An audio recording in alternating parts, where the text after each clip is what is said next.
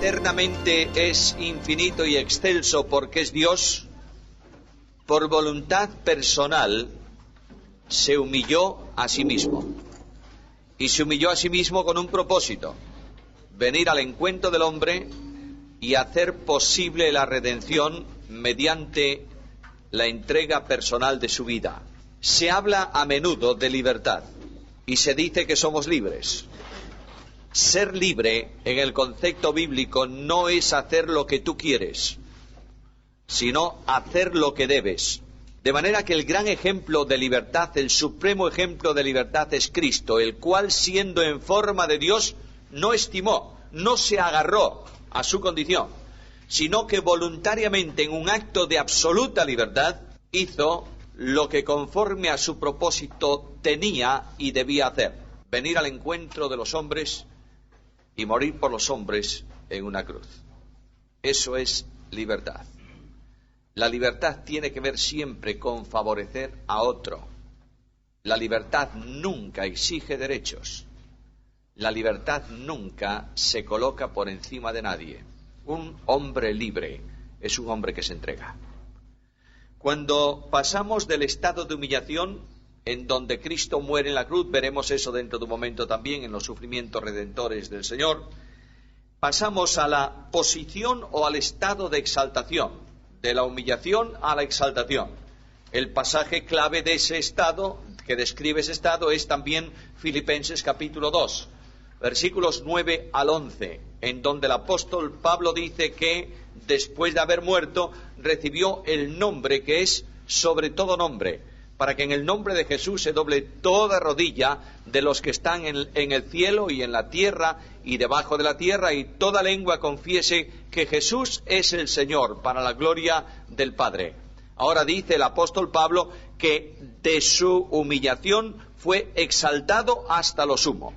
Por tanto, Cristo retorna, digamos así, al lugar que le corresponde por su deidad.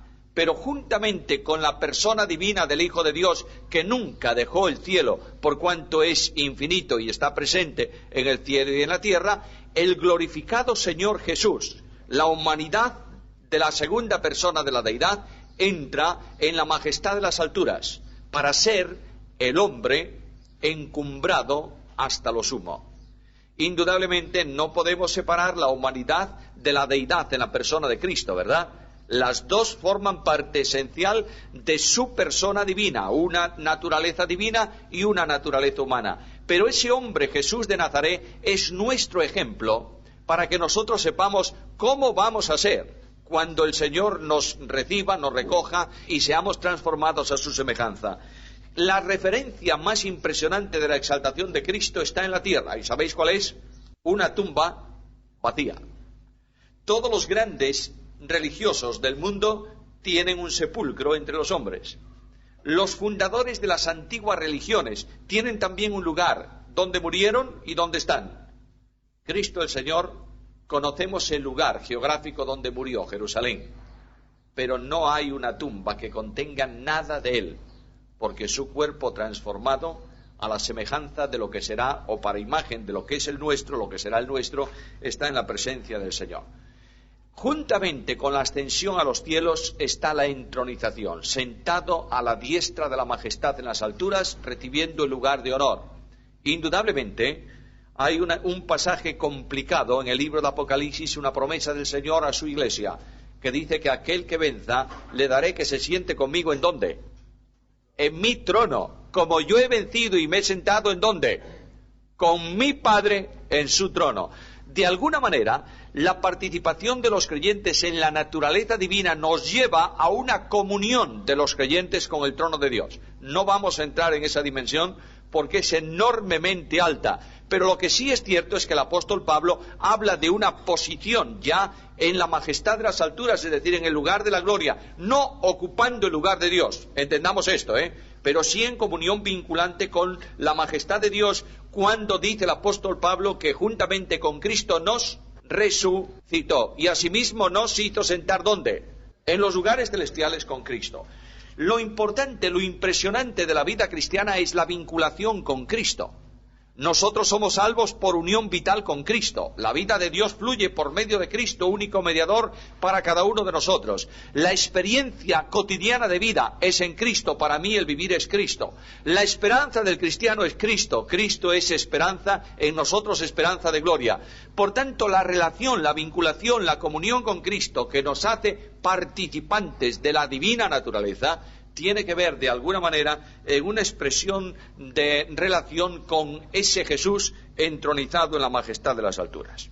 Bueno, ya hemos visto los estados de Cristo. El estado de humillación al que llegó y deja, y el estado de exaltación que nunca más abandonará. Cuando Cristo venga a la tierra, no vendrá como el Cristo sufriente, ¿verdad? A los discípulos se les dio un anticipo del reino viniendo con poder en el monte de la transfiguración. ¿Cómo era la imagen de Jesús ahí en la transfiguración? ¿Gloriosa o gloriosa? Lo único que conserva el cuerpo glorificado de Cristo son las señales de la cruz. Yo diría, para visión eterna de lo que ha sido el gran amor, el infinito amor de Dios. Necesitamos ver las manos clavadas de Jesús, y las heridas de Cristo, para estímulo en nuestra vida cristiana. Pongo un ejemplo que vosotros conocéis muy bien, y es el primer paréntesis de la mañana. Hay 2 discípulos de Jesús que suben de Jerusalén a Emaús. ¿Recordáis la historia? Posiblemente sea un matrimonio. A mí me encanta pensar que era un matrimonio, porque entre otras muchas cosas, las mujeres están muy vinculadas con el ministerio de Cristo y con la proclamación de eventos relacionados con Cristo. Es a una mujer que Cristo le ordena ir a los apóstoles y decirles que el Señor había resucitado. Luego las mujeres están muy vinculadas y es una enorme bendición pensar y reflexionar en esto. Bueno, dejemos el tema ahí. Pero lo que sí es interesante es que aquel que para mí es un matrimonio van dialogando camino de Emaús, ¿verdad? ¿Y cómo hacen? ¿Cuál es el objeto de la conversación de ellos? Los acontecimientos. ¿Y qué dice Lucas? Discutían y estaban tristes. Cuando tu corazón se llena con acontecimientos externos, discutes y estás triste. ¿Aquellos conocían a Jesús o no? Red Radio Integridad. ¿Los conocían o no lo conocían? Hombre, mucho. Claro que lo conocían. Pero tenían una imagen distorsionada de quién era Jesús. Cuando Cristo se acerca, le dice, vamos a ver, ¿cuál es el problema que tenéis? ¿Por qué estáis peleándose en el camino? ¿Por qué? Bueno, ¿es que tú no sabes lo que pasó en Jerusalén? No, ¿qué pasó? Pues resulta que aquel Jesús que nosotros seguíamos, que creíamos que era un gran ¿qué? Profeta. Ya no era el Hijo de Dios, era un profeta. Fue crucificado y aunque algunos dicen que resucitó, no era el Cristo que ellos pensaban, ¿verdad? El Cristo en que ellos pensaban era el Cristo victorioso que iba a dar el reino a Israel. Esa es la imagen que tenían de Cristo. Como el Cristo real no coincidía con su imagen, peleaban, estaban tristes, desconocían a Jesús. Habían estado mucho con él, pero lo desconocían. Y cuando Cristo comienza a abrir la Biblia y a llevarlos desde el principio, a lo largo de la Escritura, sobre el sufrimiento del Mesías, el corazón de ellos comenzó a calentarse. Y llegaron a la casa. Y ya aquel peregrino es tan atractivo para ellos. Mirad, ellos no conocían a Jesús porque dice el texto bíblico que se les apareció de otra manera, en otro aspecto. Es que el cuerpo de resurrección de Cristo no es el cuerpo físico que Jesús de Nazaret tuvo durante su ministerio, es el cuerpo transformado, ¿verdad? Y hay unas distintas manifestaciones visibles de lo que es el Señor. Es el Señor, pero de otra manera.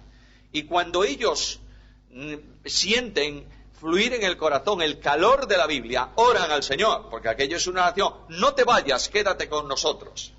Ya comienza la recuperación de ellos, comienza la recuperación de aquellos creyentes mediante un encuentro desprejuiciado de la Biblia. Tengo que aprender esto, para mí permanentemente, ¿sabes? La Biblia no se interpreta conforme a lo que yo quiero que la Biblia diga, sino lo que ella dice, que es muy diferente. Y tenemos que ir a la Biblia sin la distorsión de la tradición histórica que aquellos tenían. Nosotros tenemos muchísima tradición que condiciona la interpretación de la Biblia. Tenemos que ir a la Biblia sin tradición, sin prejuicios. Segundo elemento de recuperación de aquellos, la oración. Quédate con nosotros. Lo único que te necesitamos es a ti, Señor. Creo que la Iglesia no está orando así, ¿verdad? Creo que yo no estoy orando así. La Iglesia primitiva tenía un terreno de victoria impresionante porque ellos decían, Señor, no es nuestra obra lo que queremos, es la tuya. Lo único que te pedimos es que el enemigo no sea capaz de taparnos la boca, que prediquemos el Evangelio con denuedo, pero la obra es tuya. ¿Qué quieres que hagamos, Señor? Mirad, hermanos míos, a lo largo de los últimos 40 años en España y en el mundo las asambleas han estado proponiendo a Dios que apruebe su obra, no la suya, no la de Dios. Y hemos estado pidiendo al Señor que mantenga nuestros principios. Y mire una cosa de esta, ¿sabéis qué es lo que tiene que hacer la Iglesia de una vez por todas? Cambiar de oración y venir sinceramente delante del Señor y decir, Señor, ¿qué quieres que hagamos? ¿Qué quieres? Pero pedir eso significa estar dispuestos a que Dios tome el mando, ¿o no? Y que Dios cambie cosas. ¿Estamos dispuestos a eso? Aquellos pidieron al Señor, Señor, quédate con nosotros. Y comienza la cena. Y el Señor se levanta y parte el pan.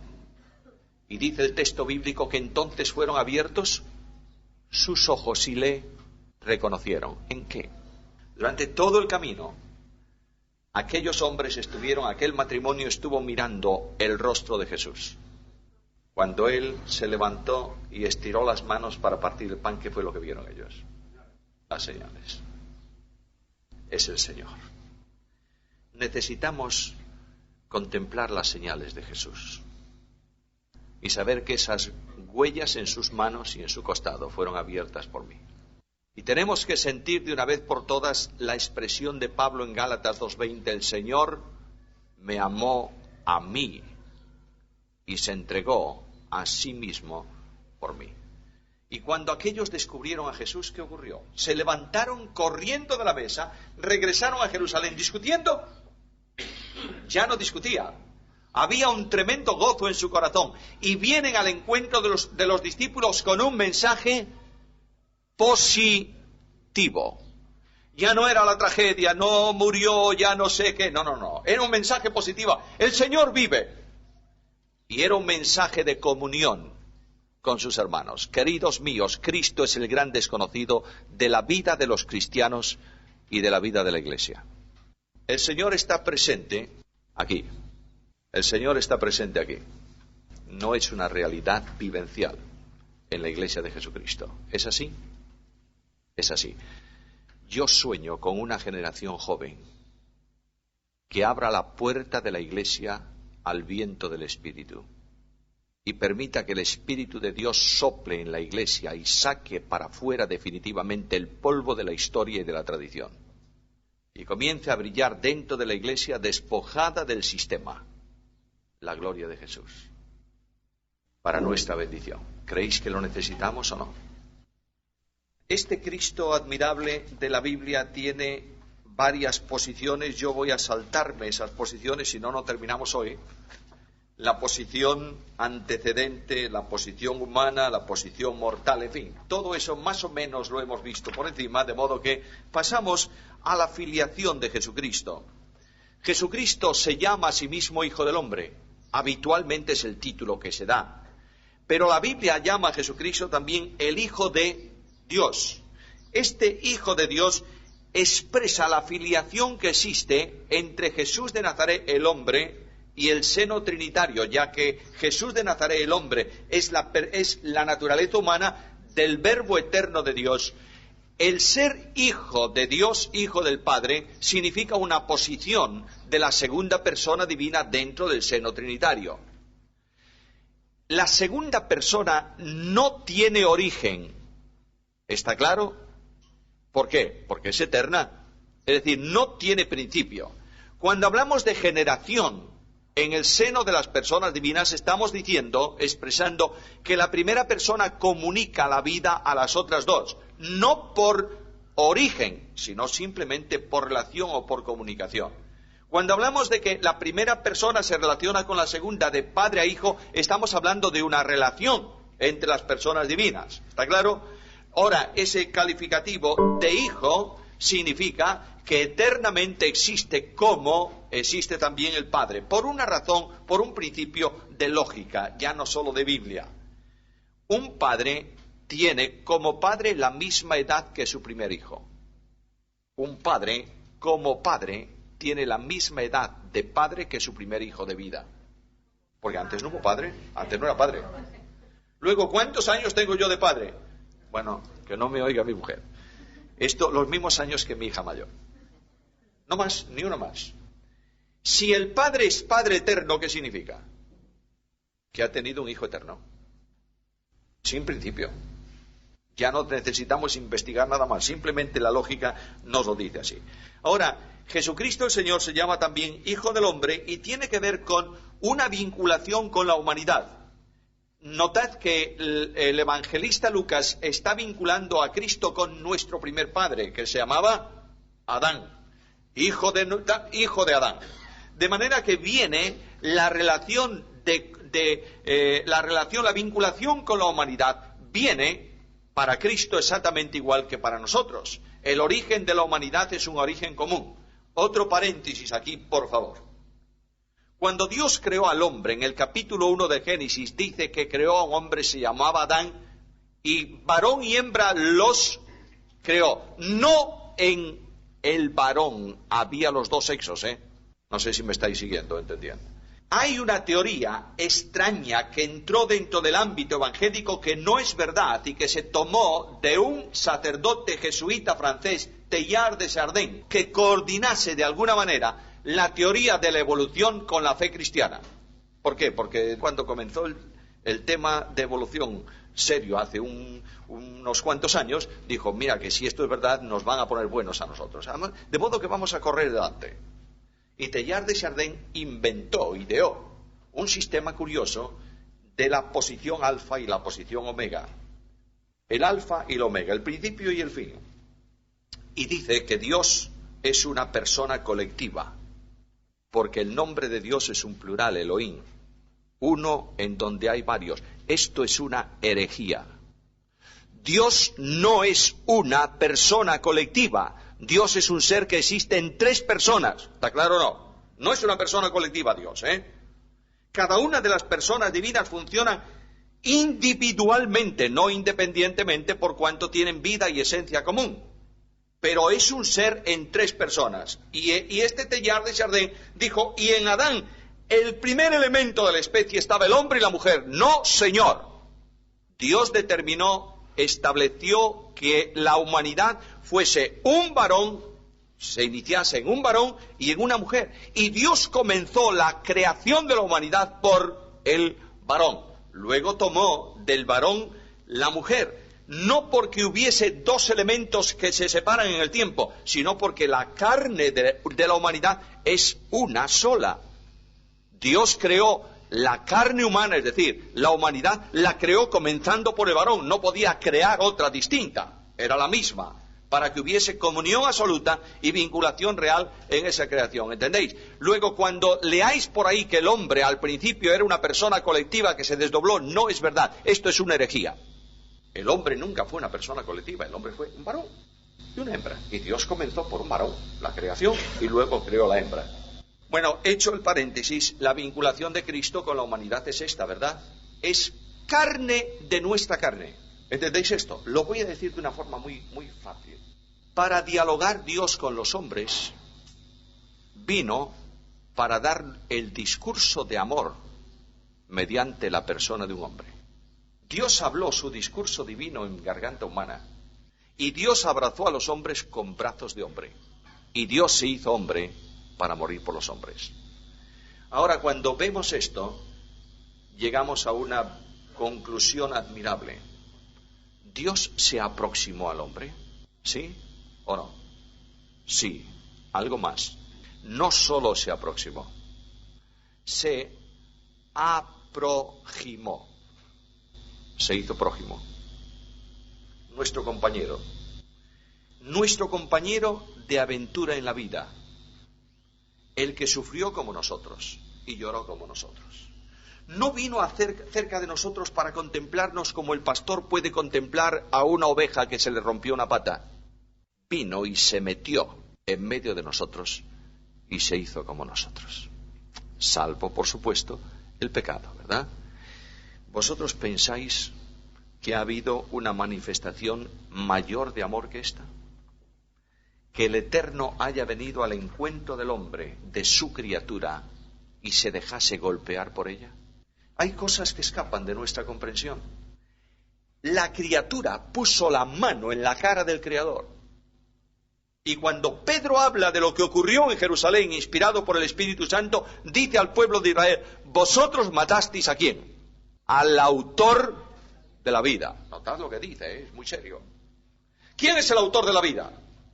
Dios. Lo que dice Pedro es que quien murió en una cruz era Dios. Claro, llegamos a una situación muy límite, ¿verdad? ¿Podemos decir que Dios muere? No. Pero tenemos que decir que quien moría en la cruz era Dios. Muy bien, ahí tenemos la gran dimensión de Jesucristo. Bueno, en las notas está también la unión hipostática. Se llama unión hipostática porque la unidad está en el núcleo de la persona. Es decir, la humanidad y la deidad se vinculan esencialmente en la persona divina del Hijo de Dios. Hipóstasis es la sustentación de un elemento vital. De manera que ahí hay dos elementos vitales, una naturaleza divina y una humana, sustentadas, subsistentes, existentes, yo qué sé, no habría que buscar una palabra muy extraña para eso, en la persona divina del Hijo de Dios. Mis hermanos, tenemos a Dios hecho hombre, el Verbo de Dios hecho carne, Jesús de Nazaret, Dios entre los hombres. ¿Para qué? Dios viene al encuentro del hombre con un programa de redención. Dios viene al encuentro del hombre y se hace hombre para poder sufrir, oídlo bien, por el hombre, y llevar a cabo la obra de redención. Los sufrimientos vicarios de Cristo están profetizados y son esenciales en la obra de la cruz. No es simplemente el hecho de que Él murió. Esto es importantísimo, porque la vida de Cristo sustituye, es el sustituto de nuestra vida que tenía que morir a causa del pecado, ¿verdad? Pero en el entorno de la cruz, en el entorno de la obra de redención, hay sufrimiento que experimenta la segunda persona de la deidad por medio de su naturaleza humana. Los sufrimientos de Cristo están tipificados ya en el Antiguo Testamento y profetizados en el Antiguo Testamento. Ahora hemos utilizado una palabra que es la palabra tipo. Bueno, en la Biblia tipo es una figura simbólica que por medio de ella ilustra una realidad que viene después. Luego la realidad se llama antitipo. En el Antiguo Testamento todo lo que tiene que ver con los sufrimientos de Cristo está tipificado en los sacrificios del sistema levítico. Ahora, ojo con buscar tipos en el Antiguo Testamento que no lo dicen para convertirlos en alegorías. El tipo se dice que es un tipo. Esto es tipo. Pablo habla de Agar, ¿recordáis? Y dice que es tipo. Él mismo utiliza esa palabra. Hay otro, el primer sistema de la tipología es atender solo a aquello que la Biblia dice que es un tipo.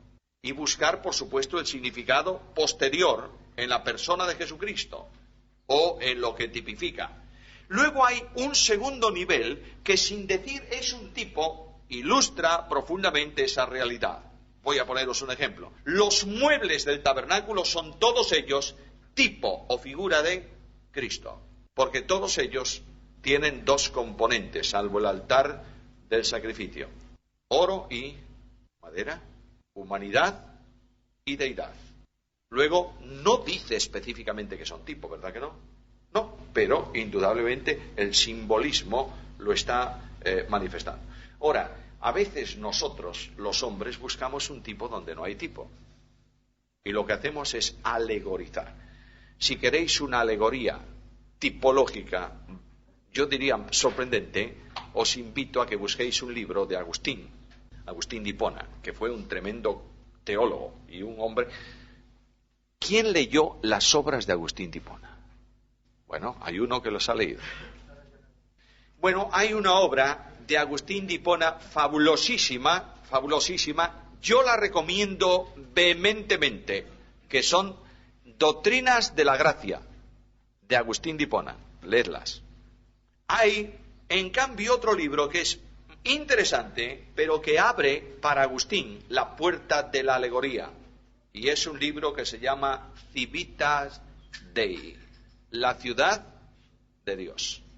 Y ahí él alegoriza como la Iglesia, la gran ciudad de Dios, y llega a una conclusión en ella, entre otras cosas, que el reino será la irrupción de la Iglesia en la tierra. Cuando toda la tierra sea Iglesia, tenemos el reino. Ya la hemos liado. Ahora, lo que sí es verdad es que Agustín llegó a alegorismos terribles. De manera que cuando comenta la parábola del buen samaritano, habla de los 2 denarios como Antiguo y Nuevo Testamento, habla del posadero como Pablo, yo no sé por qué causa pone a Pablo de posadero, no lo sé, y alegoriza toda esa parábola para darle un significado. Eso es peligrosísimo, ¿sabéis? Porque la alegoría solo puede ser interpretada por el alegorista. Es decir, la alegoría no se basa en la Biblia, se basa en lo que el alegorista dice. Ahora, dentro de la tipología, y volvemos al tipo de Cristo, hay tipos respaldados por el Antiguo Testamento y podríamos verlo ya en los ejemplos premosaicos. Es decir, no solo los sufrimientos de Cristo están anunciados en los sacrificios mosaicos, sino premosaicos. Génesis 4:4, una primera gran referencia tipológica a la obra de Cristo. Busquemos, por favor, vamos a leer algunos textos esta mañana. Quien los tenga lo lee rápidamente. Génesis 4:4. Abel trae un sacrificio de una de sus ovejas. Y dice el texto bíblico que vio con agrado Dios el sacrificio de Abel. Por ese sacrificio nosotros sabemos que en base, no que el sacrificio tenga méritos sustitutorios, en base a lo que significa ese sacrificio, Abel fue justificado o declarado justo delante de Dios. Hebreos 11:4, por favor. De manera que él trajo un sacrificio más excelente que el de Caín, y por medio de la fe que Abel puso no en el sacrificio en sí, en el sacrificio físico, sino en lo que simbolizaba, fue declarado ¿qué? Justo. Porque la justificación se obtiene solamente por medio de la fe. Justificados pues por la fe, tenemos paz para con Dios. Toda la salvación siempre es por gracia. Nadie se salva por la fe, sino por la gracia. Pero la fe es el instrumento para llegar a la obtención de la salvación. ¿Está claro? De manera que la fe con que Abel trajo ese sacrificio, y más adelante en el capítulo 9 de Hebreos, versículo 22, habla de derramamiento de sangre, sufrimiento y muerte, por medio de la vida simbolizada de un inocente, Abel recibió justificación. ¿Está claro? La diferencia no es que Dios haya rechazado el sacrificio de Caín porque no era un animal, Tened cuidado con esto. En el Antiguo Testamento hay sacrificios vegetales. La ofrenda, la oblación, 1000 cosas. Vegetales de harina. Dios los acepta como sacrificio. El hecho de que Dios no aceptó lo que trajo Caín es que Dios miró a Caín y miró a Abel. Lo que ellos estaban haciendo salía de un corazón, de una posición de corazón. El corazón de Abel en sintonía con Dios, en dependencia de Dios. El corazón de Caín no en sintonía con Dios. Abel, un hombre que viene con fe. Caín no. Por tanto, el sacrificio de Caín es rechazado y el sacrificio de Abel aceptado. Y por la fe puesta en Dios, mediante el simbolismo del sacrificio, Abel es justificado. Génesis capítulo 8, versículos 20 al 22. Noé levanta un altar. No se habló de altar antes. Levanta un altar y ahí hay un doble simbolismo. No solo hay un animal que muere, sino hay un altar en donde Dios viene al encuentro del hombre y el hombre ofrece algo que no es suyo. ¿Entendéis esto? El altar de la cruz. En el altar de la cruz el hombre no tiene parte ninguna, ¿o tiene parte? Ninguna. ¿Quién ofrece a su hijo? Bueno, ya lo he dicho, el Padre. Jesús fue entregado. ¿Quién lo entregó? Dios en general. ¿El Padre lo entregó? Sí, dando a su hijo. ¿Y él se entregó a sí mismo o no? Claro. ¿Y el Espíritu Santo sustentó el sacrificio? Luego Dios está comprometido en el plan de salvación y lo ejecuta. ¿Tiene algo que ver el hombre ahí? No, nada. Luego el simbolismo del altar, es verdad que Abel trajo un animal y lo sacrificó, ¿verdad? Lo sacrificó sobre un altar. Ahí hay una figura. El animal está elevado, digamos, sale de la tierra. Estamos hablando de simbolismo, ¿entendéis? En ese sentido, el hombre trae algo que no es suyo porque es creación de Dios y lo ofrece en sustitución suya delante de Dios. Y el hombre que ofrece es encontrado por el Dios que recibe. Todo eso habría que estudiarlo a fondo, ¿sabéis? Es un tesoro tremendo. Y yo sé que no se estudia demasiado el Antiguo Testamento. Hay un hecho evidente. Cuando los padres de Sansón traen aquella ofrenda y la colocan sobre la piedra, y dice que el mensajero, que era el ángel de Jehová, tocó con el bordón, con su báculo, el sacrificio, ¿qué ocurrió? Se levantó fuego y quemó el sacrificio, y el ángel de Jehová subió en medio del fuego, y claro, Manoa y su mujer, ¿qué dijeron? Vamos a morir porque hemos visto a quién, a Dios.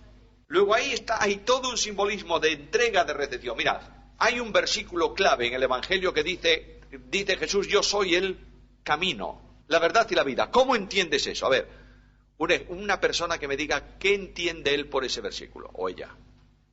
El camino que por medio de él se llega a Dios. ¿Sí? ¿Es eso?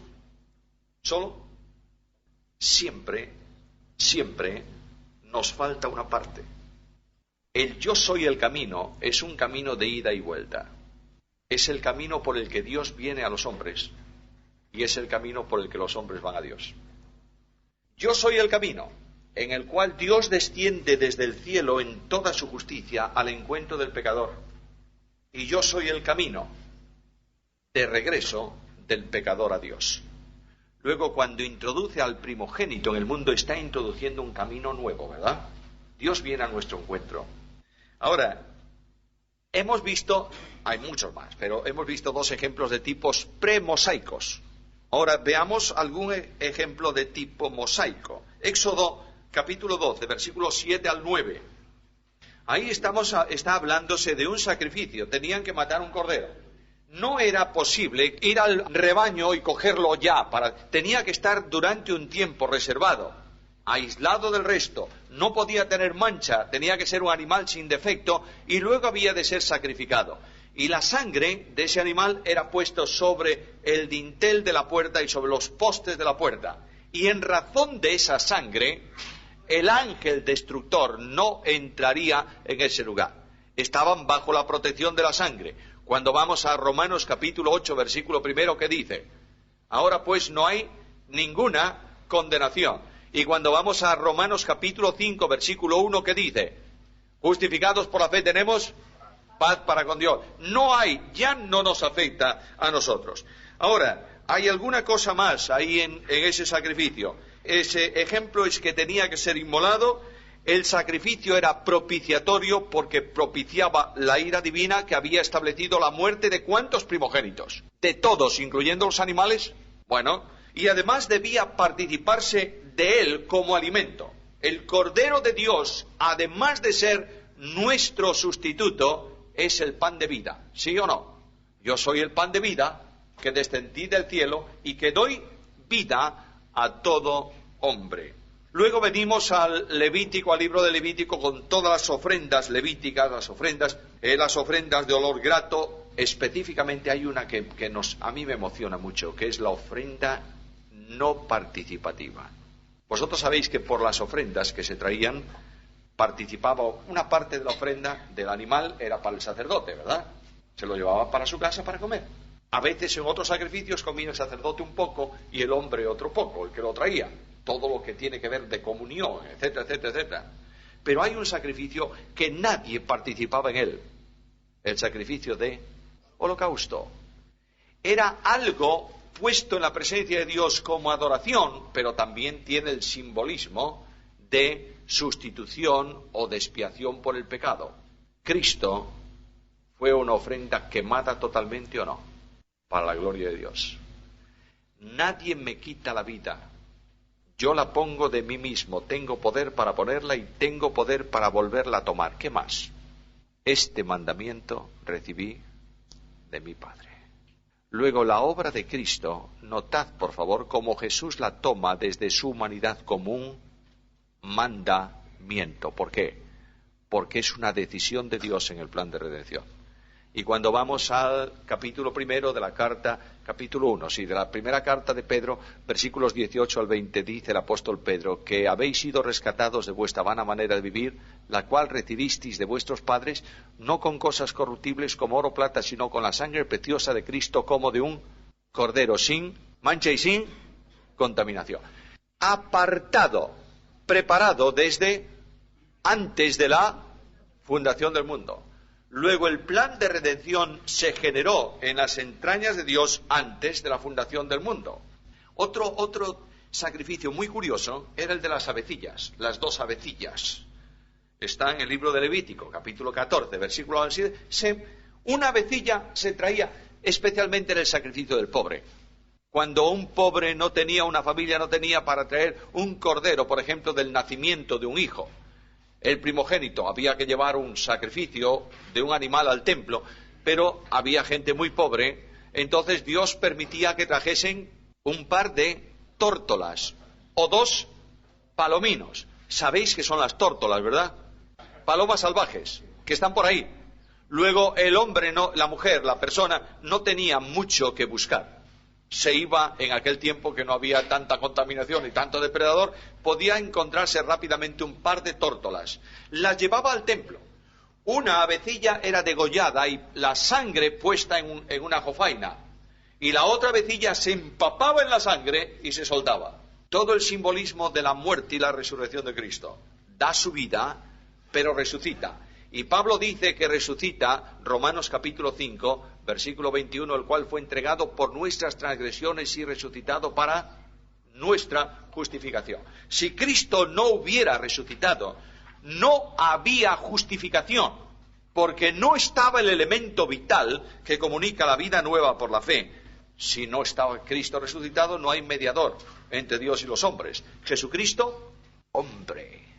Solamente la mediación para los hombres por medio de un hombre. Voy a citar uno más, solo, porque la vaca alazana y todo eso lo vamos a dejar. Todo eso es un tremendo tesoro, pero un solo ejemplo más. El día de la expiación, el Yom Kippur, el día en que los árabes quisieron arrasar a Israel. Un ejército de 200 millones de seres, no son 200 millones de ejército, pero vamos, de la población, contra un país así de pequeño, ya me contarás. Pero es que encima de ellos, encima de Israel, hay una mano que está protegiendo un pueblo. Porque es necesario que esté. No por otra razón. Porque el soberano quiere que esté. Aunque no todos esos van a ser salvos. La mitad de esos son ateos y otra tercera parte chiflados y un tercio creen. Bueno, yo no sé si son tercio, ¿no? Pero vamos, tampoco me tiene mucha importancia. Sé que tiene un remanente fiel Dios en ese pueblo permanentemente. El ceremonial del sacrificio era muy curioso. Primeramente, ese era el día solemnísimo, en donde la intervención principal del día no estaba a cargo de los sacerdotes, sino del sumo sacerdote. Y el sumo sacerdote participaba, vinculaba por una acción al pueblo de Israel con el sacrificio expiatorio. Ponía sus manos sobre la cabeza del animal y se identificaba con él. De alguna manera estaba diciendo: este animal inocente lleva sobre sí el pecado del pueblo. Y mediante ese sacrificio se untaban, se ponía la sangre en algunos lugares del tabernáculo, se esparcía simbólicamente sobre el pueblo, y finalmente una parte de la sangre del sacrificio entraba al santuario y atravesaba el sumo sacerdote el lugar santo y entraba una sola vez en el año al lugar santísimo. Y sobre el arca, en el propiciatorio, en la plancha de oro, lo veremos, extendía la sangre que llevaba del sacrificio de la expiación. De alguna forma, los querubines estaban con su rostro mirando la plancha del propiciatorio. Los querubines son los custodios de la santidad de Dios. Nadie puede acceder a la presencia de Dios que no sea santo, ¿verdad? De manera que cuando el hombre pecó, ¿qué fue lo que Dios colocó entre el árbol de la vida y el hombre pecador? Una espada que se revolvía y además querubines. Luego los querubines miraban la espada y estaban atentos a que nadie accediera a la vida, porque nadie era digno. La paga del pecado era muerte. Ahora esos querubines están mirando el propiciatorio. Debajo del propiciatorio, dentro del arca, solamente había una cosa. ¿Qué había? Las tablas de la ley. ¿Las tablas de la ley condenan al pecador o no? Sí, pero esos custodios de la santidad de Dios miraban las tablas, simbolismo, a través de la sangre. Por eso aquel pobrecito pecador y aquel arrogante fariseo oraban en el templo. El fariseo no necesitaba de propiciación. ¿Por qué? No soy como los otros. No sé cómo no te da asco este pobre publicano. Mira, ni como este. ¿Y el publicano cómo oraba? Dios sé. ¿Por qué? Porque Dios podía ser propicio. Porque dentro del templo, en el lugar santísimo, estaba el propiciatorio con la sangre de la expiación. Señor, yo no merezco nada, pero tú puedes ser propicio a mí porque alguien ocupó mi lugar. Estamos hablando de algo simbólico, ¿verdad? Esto es la cuestión, mis queridos hermanos. Esta es la cuestión. Nosotros somos absolutamente imperfectos, indignos, miserables de estar en la presencia de Dios. No tenemos derecho, somos una ruina. ¿Somos o no? Somos. Pero yo me acerco al Señor con tremenda gratitud y digo, oh Señor, no solamente tengo derecho a entrar al trono de tu gracia, porque soy perfecto en Cristo Jesús. Dios ha hecho para mí la propiciación. Y ahora vengo al culto del domingo por la mañana. ¿Y cuántas veces se lee? Especialmente en algunas iglesias, yo creo que se lee excesivamente, perdonadme, esto es una reflexión mía. Ese pasaje de 1 Corintios debemos leerlo siempre como la instrucción de la cena del Señor. El Señor dijo, yo recibí del Señor lo que también os he enseñado, tal. Bien. Por tanto, pruébese cada uno a sí mismo y coma del pan y beba del vino, porque el que come y bebe indigna. Eso es un adjetivo, es un adverbio. No dice Pablo el que come indigno, porque somos todos indignos, sino que lo hace indignamente. Luego, mis queridos hermanos, comer indignamente es simplemente negarse a mantener comunión con los hermanos. Esa es la indignidad. Porque el pan que partimos, ¿qué representa? Que somos ¿lo dice Pablo ahí o no lo dice? Antes de venir a la cena del Señor, y siempre cada uno de nosotros debemos confesar. Ahora, ¿qué es confesar? Reconocer, muy bien, reconocer, pero confesar es venir al Señor y decirle, Señor, ayer he hecho un acto malísimo. ¿Y el Señor qué me dice? Sí, ya lo sé, hombre, yo te estaba viendo. Y además, sé también de otros que tú no te das cuenta. Confesar es decir lo mismo, es venir a la presencia del Señor y decir, Señor, tú dices que eso es malo, yo lo digo también. Por tanto, quiero vivir una vida separada de eso, es confesar. Porque la confesión de mencionar mis pecados es un acto de orgullo y arrogancia del hombre, delante de los otros, quiero decir. Conozco personas que hacen confesión pública. Se levantan en la iglesia y dicen, Señor, esta semana he robado al tal, no sé qué, esta semana hablé mal de mi hermano. Eso es el pavo real. Para que todos digan, mira qué hombre, cómo reconoce. No, Señor. Confesar es decir al Señor, me avergüenzo, Señor, en silencio en el alma, me avergüenzo. Quiero ser distinto. Eso es confesión. ¿Entendéis? Nosotros, por medio del sacrificio expiatorio, somos perfectamente dignos. ¿Está claro? No por nosotros, sino porque estamos en Cristo. El Padre nos ve afectos en Él, amado, en Cristo. Mira, cuando venimos a cantar, a veces cantamos desastrosamente. Cuando venimos a nuestra reunión, el Padre del Cielo no se goza con nosotros porque somos creyentes de las asambleas de hermanos. No. Ni hablar. Se goza simplemente por una razón, porque estamos ¿en quién? En Cristo. Y nos ve justos, santos, perfectos en el amado. ¿Está claro? Esto no justifica que nosotros no andemos dignamente. ¿Está claro o no está claro? Porque a veces decimos, bueno, como ya estamos perfectos, ¿qué más da? No.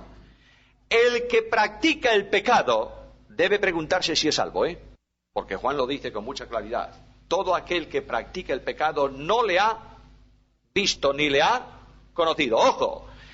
El más pequeñito de los pecados que yo pueda hacer le costó la vida a Jesús. ¿Entendéis esto o no? Por tanto, ojo con esto. No es cualquier cosa, ¿no? La vida cristiana es una vida que Dios reclama santidad porque somos sus hijos, ¿o no? Miembros de su casa y familia en comunión con el Santo de los Santos. Por tanto, la vida cristiana exige santidad en todo, en todo. Que incluye la relación con nuestras mujeres también. Yo quiero respetar la conciencia de los hermanos.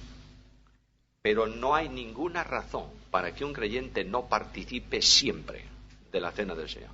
Porque si hay algo que no marcha bien en tu vida, ¿qué tienes que hacer? ¿Y confesar o no? De modo que yo confieso y automáticamente ese problema que ha quedado resuelto con el Señor, ¿no es así? Ahora, si mi problema es que yo como marido a veces soy muy tozudo y he tratado mal a mi mujer. No es cierto, ¿verdad, cariño? He tratado muy mal a mi mujer y entonces mi conciencia me está diciendo, mira, y yo como soy un señor, el jefe de la manada, pues ya vendrá ella a arreglar el asunto. Y entonces ando como un moscardón. Y me voy al culto y digo, claro, no estoy, ¿cómo voy a estar en condiciones? Tendré que decir al Señor, Señor, perdóname, he cometido un pecado contra ti, porque estoy tratando mal al vaso de gloria que tú me has regalado, primero. Segundo, perdóname, Señor, porque estoy maltratando a un hermano que es coheredero conmigo de la gracia de la vida, perdóname. Y el Señor me dice, resuelto, ahora vete y pídele perdón al que has ofendido. Y ahí tenemos el problema, ¿o no? Y ese es el gran problema. El gran problema es que yo le pido perdón al Señor, porque el Señor, por su gracia, no me da de bofetadas. Es fácil, pero tengo que ir junto al otro y decirle, mira, dispénsame. Y a lo mejor ese dispénsame recibe como respuesta un bufido. Bueno, lo merezco. Porque Pedro dice, si sois abofeteados por causa, pues lo merecéis, ¿o no? Bien, entonces no hay razón para no participar. El apóstol Pablo es positivo, dice, pruébese y coma. Sería interesante, yo no digo que, mira, si repetimos permanentemente cosas en el culto se convierte en una liturgia, ¿verdad? Y después ya hay que hacerlo, porque siempre se hizo. Pero es bueno en alguna ocasión que haya un silencio antes del partimiento del pan, en donde cada creyente en silencio delante del Señor se pone en condiciones y participa, ¿verdad? Y si esa persona tiene un problema con un hermano de la iglesia, ¿qué tiene que hacer al terminar la reunión? Ir a junto de él y darle un abrazo. ¿No es esto? ¿Sí o no? Bueno, así tiene que funcionar el mundo. Pero mirad, queridos hermanos, es muy solemne eso, perdonadme, porque dice que el que lo hace juicio, come y bebe para sí, no discerniendo, no distinguiendo qué cosa, el cuerpo del Señor. Ahora mirad, el mal es, yo diría, universal y gravísimo. El Señor no bendice su iglesia porque corporativamente estamos participando de la cena del Señor indignamente. Porque no solamente es un asunto individual, ¿verdad? ¿Es un acto colectivo de iglesia o no? Si una iglesia no tiene comunión con otra iglesia, a no ser por pecado abiertamente manifiesto en la Biblia, reprobado y escrito en la palabra de Dios, si no mantiene comunión un hermano con otro hermano de otra iglesia, si participa en la carroña que hay en nuestro mundo evangélico, el deporte peor que es la crítica y la murmuración, si hablamos mal de nuestros hermanos y venimos a la cena del Señor, somos unos hipócritas y eso es pecado. Y Dios no bendice. Y Dios puede traer juicio sobre la iglesia por eso, ¿eh? Y ojo, porque Él dice, quitaré el candelero de su lugar. Ojo, ojo. Cuando un creyente no puede orar con otro creyente, es indigno de ser llamado creyente, ¿eh? Oídlo. Y cuando un creyente corta la comunión con otro por señales externas, es un necio. ¿Claro o no? ¿Sí o no? Bueno, esta es nuestra responsabilidad delante del Señor, ¿eh? Ahora entramos en los sufrimientos del Salvador, y no nos va a dar tiempo, pero yo quiero pararme en esto. Cuando Cristo viene al encuentro de los hombres, viene como enviado para sufrir. ¿Por qué? Porque es presentado ¿de qué manera? Isaías 52:13. ¿Cómo se presenta proféticamente al Señor? En Isaías 52:13. ¿Qué es? Se le llama mi siervo. Luego el siervo viene para servir, ¿no es esto? Ya en el hecho de servir entraña un sufrimiento. Hombre, a veces es cómodo el servicio, pero significa un sufrimiento en la propia personalidad del yo, porque tengo que rebajarme a otro, ¿no es esto? Ahí comienza el asunto, pero este siervo va a sufrir moralmente en su intimidad personal. Isaías 53:11, por favor. Verá de la aflicción de su alma. Ahora, Hebreos capítulo 12, versículo 2. Mirad al consumador y autor de la fe, el cual sufrió el oprobio. Luego ahí hay sufrimiento. La cruz no solamente es un acto de entrega de vida, es una vida de sufrimiento. Cuando hablamos de la cruz, no debemos pensar tan solo en la cruz del Calvario, en el lugar de la crucifixión. La cruz tiene que ver con toda la vida de Cristo. Es un sacrificio de expiación que se produce a lo largo de un tiempo de sufrimiento. Por eso es bueno escribir cruz con mayúscula cuando nos referimos a la cruz. Porque si te refieres solo a los palos donde fue crucificado, está bien, escríbelo con minúscula. Pero cuando te refieras a la obra, escríbelo con mayúscula, es mejor, porque estás hablando de toda una obra que comprende la redención. Ahora, cuando ayer os recordaba que hay un simbolismo de la perforación del lóbulo de la oreja y se hace siervo, esclavo voluntario por amor. Ahora, los sufrimientos en vida. Cuando tú comienzas a analizar la vida de Cristo, descubres que comienza el sufrimiento. Dejemos ya lo que puede tener que ver con los sufrimientos en su niñez, en su juventud, en fin. Todo lo que tiene que ver con limitación, más que con sufrimiento. Pero vamos a entrar en el primer momento de sufrimiento de Cristo, que son las tentaciones. Y en las tentaciones el Cordero de Dios sufre el impacto ¿de qué? Del tentador, ¿o no? De manera que viene al sufrimiento experimental de los hombres. ¿Nosotros sufrimos las tentaciones o no sufrimos? Todos los días. Claro está que Satanás viene a nuestro encuentro, revolotea, digámoslo así, encima de la cabeza, pero nosotros somos los responsables si le dejamos entrar y asentar. Satanás no tiene más, lo dije muchas veces, que 3 puertas para entrar en la vida de un creyente. La concupiscencia de los ojos, la concupiscencia de la carne, la soberbia de la vida. En cuanto tú abres una, te quedan 2. Y si abres las 2, no te preocupes que la tercera la abre Él. Ese es el camino y es por ahí por donde fue tentado el Señor. Ahora, ¿qué dice, por favor, en Hebreos capítulo 4, versículo 15? Leamos antes, Hebreos 2:7. Le hiciste un poco menor que los ángeles, capítulo 4, versículo 14, un sumo sacerdote. Red Radio Integridad. Capítulo 5, versículo 7. De manera que ahí sufrió angustia, clamor, lágrimas, etcétera, etcétera, y fue perfeccionado por medio de la obediencia. Aprendió lo que cuesta ser obediente. Mirad que estamos hablando de experiencia, ¿eh? ¿Os dais cuenta? Una experiencia dolorosa en la vida de Cristo. Los sufrimientos de Cristo tienen que ver con la compasión específica que en el corazón de Cristo hay en relación con las personas. El Hijo de Dios viene en un acto compasivo. Vino para compadecerse de nuestra miseria, ¿no es esto? O vino por la compasión que tenía a nuestra situación.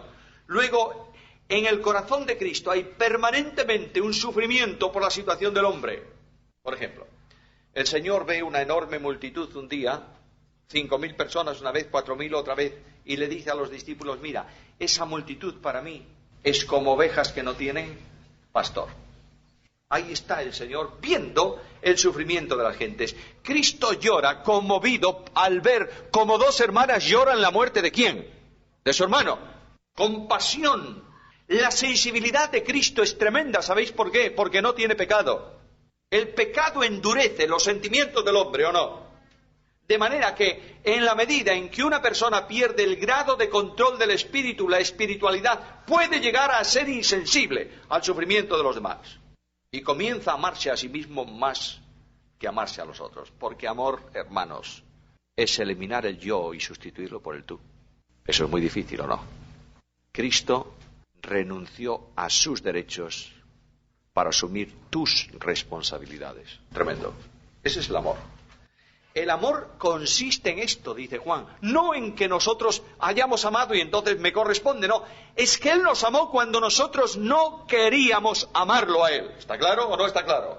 Ese es el gran amor. El gran amor de las personas no es el decir te quiero, es el demostrarlo con hechos.